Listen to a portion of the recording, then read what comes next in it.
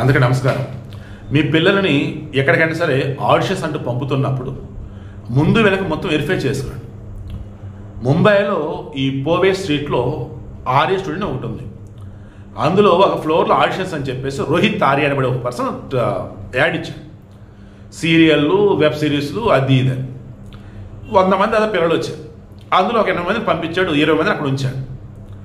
వాళ్ళు ఆ పైన ఉన్నటువంటి ఫ్లోర్ నుంచి మెరసి పిచ్చి పిచ్చి దిక్కులు చూస్తున్నారు పిల్లలు. ఏంటి వీళ్ళు దిక్కులు చూస్తున్నారు, ఏమైందండి అని చెప్పేసి వెరిఫై చేసుకున్నప్పుడు రోహిత్ ఆర్య బయటకు ఒక మెసేజ్ ఇచ్చాడు. నేను ఈ పిల్లల్ని కిడ్నాప్ చేశాను, నేను కొంతమందితో మాట్లాడాను, నేను వాస్తవానికి ఆత్మహత్య చేసుకున్నాను అనుకున్నా, బట్ నాకు సమాధానం చాలా రావాలి. అవి రావాలి అంటే ఈ పిల్లల్ని నేను వదిలిపెట్టాలి అంటే సో మీ చేతిలోనే ఉంది అన్నాడు. అంటే నేను కొంతమందితో మాట్లాడాక ఈ పిల్లల్ని వదిలిపెడతా అన్నాడు. అప్పుడు దాన్ని వదిలిపెట్టను అన్నాడు. పోలీసులు ఎట్లాగో మొత్తానికి పిల్లల్ని విడిపించారు, వీడిని ఎన్కౌంటర్ చేశారని అనుకోవాలి. లేదన్నప్పుడు వీడిని తప్పించుకోపోతేనో పిల్లల్ని తప్పించబోతేనో వాడిని షూట్ చేశారు. ఇప్పుడు ఆసుపత్రిలో చచ్చిపోయాడు. తర్వాత క్రాస్ చేస్తే తెలిసిందంటే వాడికి బ్రెయిన్ సరిగా లేదు.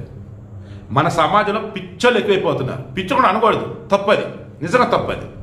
పిచ్చోడు ట్రీట్మెంట్స్ కూడా తగ్గిపోయింది. సైకలాజికల్గా తేడా అయిపోయి సైకోలు పెరిగిపోతుంది. ఇది కరెక్ట్, సైకోలు పెరిగిపోతారు.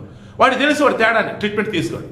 వాడికి తెలిసి వాడు తప్పని ఆయన సరి చేస్తాడు, మొత్తాన్ని చనిపోయాడు. So be careful. ఇకనైనా మీ పిల్లలైనా మీరైనా ఎక్కడికైనా వెళ్ళినప్పుడు